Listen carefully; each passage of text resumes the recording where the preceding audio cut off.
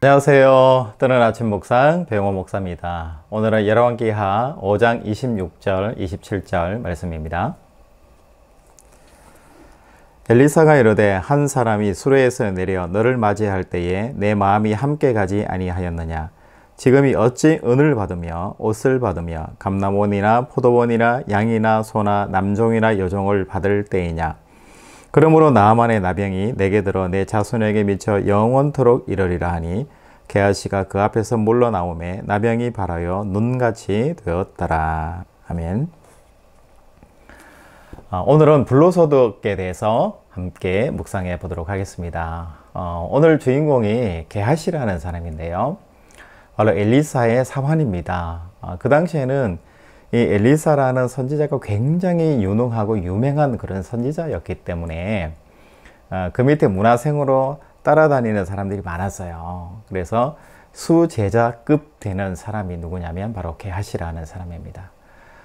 여러분 아시잖아요. 이 엘리사가 나만의 문둥병을 낫게 했어요. 그런데 이 선생님인 엘리사는 어떤 대가도 받지 않았습니다. 나만 장군이 수레에다가 많은 돈과 옷과 먹을 것과 많은 것들을 실어와 가지고 선물로 주겠다.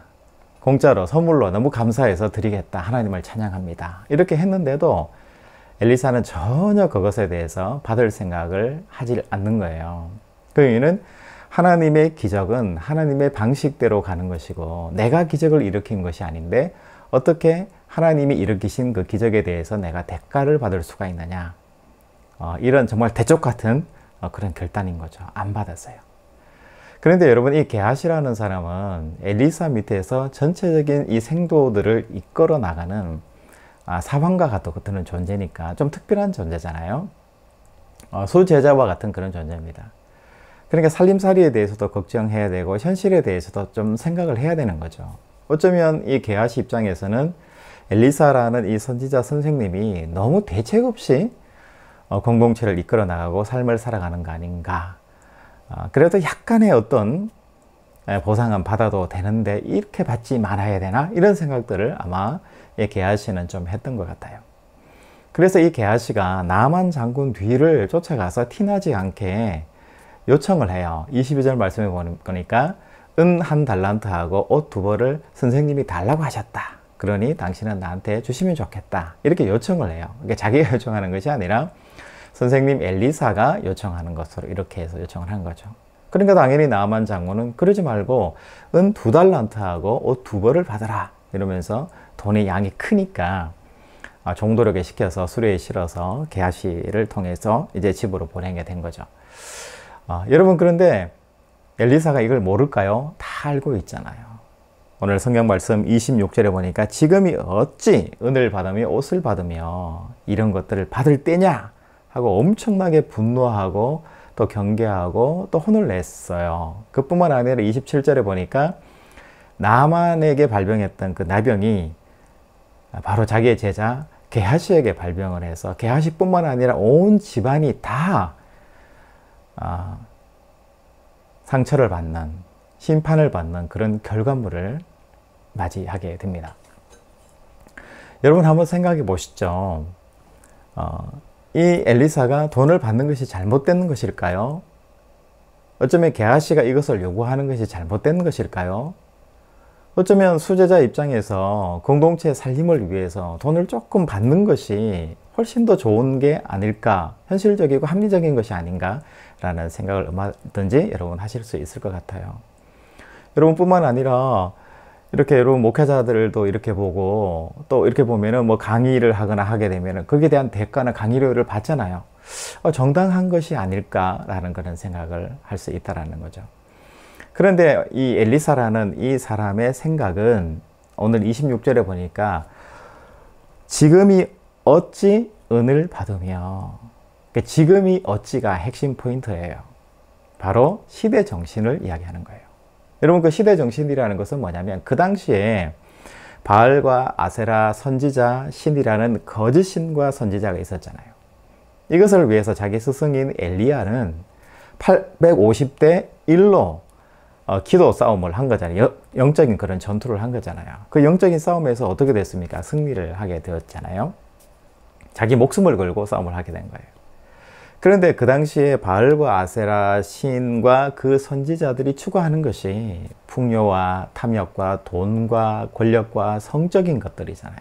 그러니까 하나님이 싫어하시는 것들이에요. 뿐만 아니라 이 사람들이 누구에게 월급을 받아요? 이세벨이라는 그 아합 왕의 그 부인으로부터, 이방 여자로부터 돈을 받는 거예요. 여러분, 내가 그 사람들로부터 월급을 받으면 내가 그 사람을 위해서, 권력을 위해서, 그 사람을 위해서 일하게 되잖아요. 시대 정신이 뭐냐? 그런 거짓 종교, 거짓 선지자와는 우리는 완전히 다른 존재라는 거예요.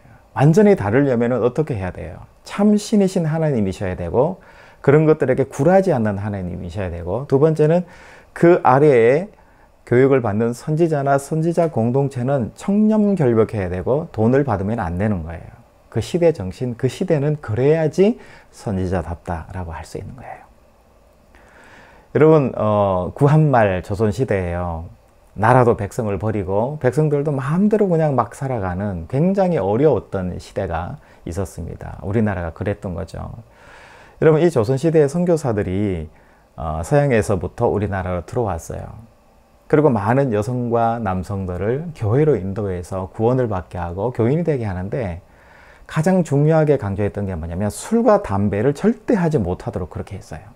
그런데 정작 선교사들은 서양에서 술과 담배 익숙해져 가지고 술도 먹고 담배도 피우고, 물론 한국 사람들의 보는 앞에서는 하지 않았지만 그렇게 하는 선교사들이 많았다고 그래요. 그런데 왜 유독 한국 사람들에게, 조선인들에게 술과 담배를 절대로 하지 못하게 그렇게 교리처럼 했을까요? 그 이유는 그 당시에 우리나라 남자들이 시대 이야기하면서, 한탄하면서 술과 담배, 또 여자, 또 잘못된 성문화, 또 노름문화, 이런 문화들이 한국 사회 전반과 지식 엘리트층까지 휩쓸고 있는 시대였거든요. 그랬을 때 이 복음을 전하는 선교사 입장에서 온전한 복음이 들어가도록 하기 위해서는 가장 급선무가 뭐냐면 술과 담배로부터, 마약으로부터, 여성으로부터 이 여성과 남자들 빠져나오게 해야지 이 기독교가 시작이 되는 거죠. 그 선교적인 마인드를 가지고, 그 시대 정신을 가지고 술과 담배를 못하게 한 거예요. 여러분, 술과 담배가 무슨 죄가 있어요? 술과 담배도 하나님이 주신 어떤 먹는 음식 중에 하나라고 생각하면 아무런 문제가 없이 받아들일 수 있는 거잖아요. 그런데 조선시대는 그것이 안 되는 거고, 특히 한국 조선시대, 그 구한말 시대에는 술과 담배가 시대 정신에 해당되는 아주 중요한 포인트가 됐다는 것을 이야기를 하는 겁니다. 여러분, 엘리사는 그 제자들에게, 그 공동체에게 그것을 요구했어요. 정말 이 생도들이 살아갈 어떤 움막 같은 걸 하나 짓기 위해서 나무를 잘라와서 만들어야 되는데 도끼가 없어가지고 도끼를 빌려오는 그런 일들이 있잖아요. 그 정도로 정말 너무너무 가난하고 돈이 없고 힘든 가운데 있었지만, 바알과 거짓 선지자들처럼 돈 받고 뭔가를 예언하고 삶을 살아가는 그런 선지자가 아니라 참신이신 하나님 밑에서 정직하고 바르게, 돈하고는 상관없이 정말 시대 정신을 가지고, 올바른 정신을 가지고 살아가는 선지자 그룹으로서의 삶을 강조하게 되었던 거죠. 여러분, 이 말씀을 보면서 우리는 한번 생각해 보게 돼요. 우리는 이 시대를 살아가면서 하나님 앞에서 어떤 시대 정신과 어떤 신앙의 모습으로 우리가 살아내야 되는가, 여러분 한번 생각해 볼 필요가 있는 것 같아요. 술, 담배는 제가 볼 때는 중요하지만 그건 중요한 키워드는 아닌 것 같아요. 우리 이 시대에게서 가장 중요한 키워드가 뭘까? 정말 청렴 결백하고 정직하고 깨끗한 삶이에요.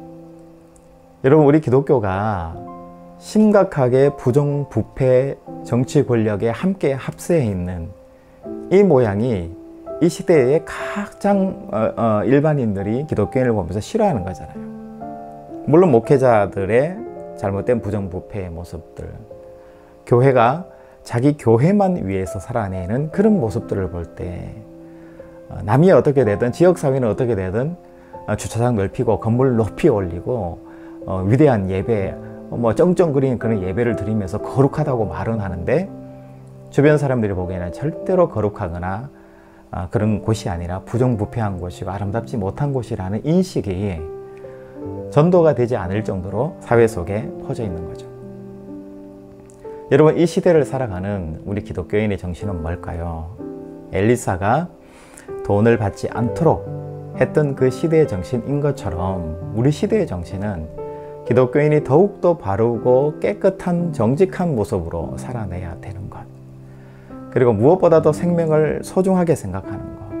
그리고 이 시대에 정말 암울하고 어두운 사람들, 어려운 사람들, 가난한 사람들을 위해서 헌신하고 나누고 베푸는 삶을 살아내는 이 기독교의 본질의 삶을 다시 한번 살아내는 것.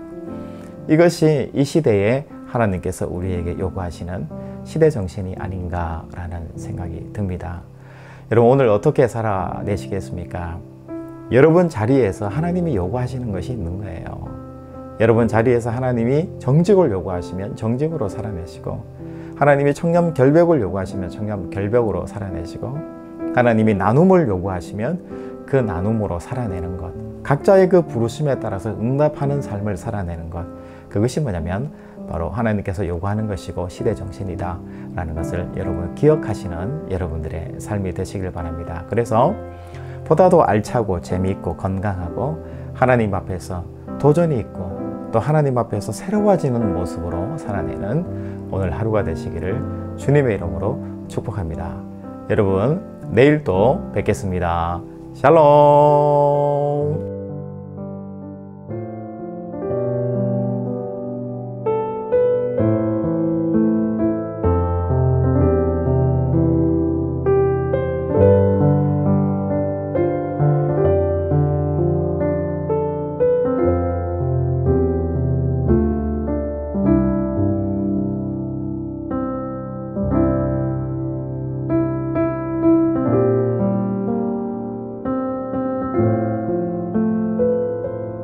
you.